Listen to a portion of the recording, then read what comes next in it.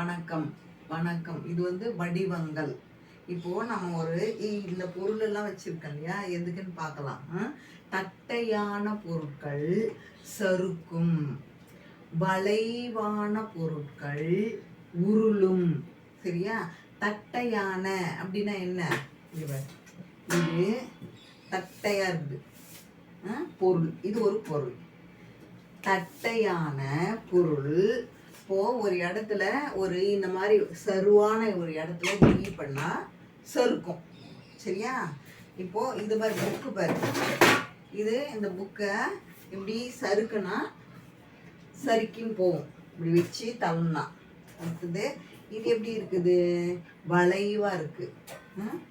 இது வளைவா இருக்கு இல்லையா? வளைவான பொருட்கள். இது வளைவா இருக்கு. அடுத்தது இதுவும் வளைவா இருக்கு. அப்புறம் டம்ளர் இது எப்படி இருக்குது?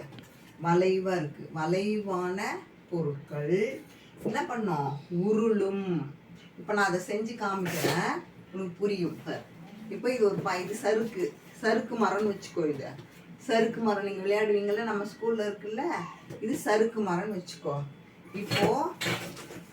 இப்போ இதை வந்து தட்டையான பொருள் என்ன பண்ணுது? சறுக்கும். சரியா? இது என்ன? வளைவா இருக்கு.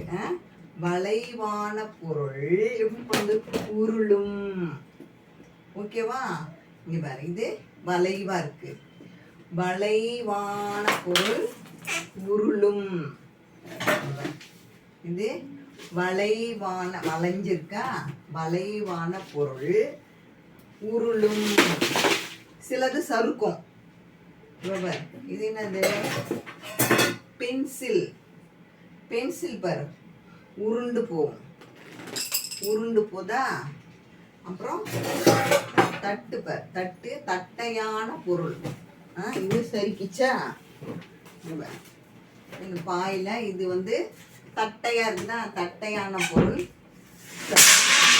புரியுதா? இப்போ டிஃபன் பாக்ஸ் பாரு, இது ரெண்டும் செய்யும், சறுக்கும் உருளும். பாரு, இது பாரு, இந்த மாதிரி வச்சா சறுக்குது. இப்படி வச்சோம்னா சறுக்குது. அப்போ சில பொருள் சறுக்கும் உருளும். சரியா? தெரிஞ்சுக்கோ. அதான். தேங்க்யூ.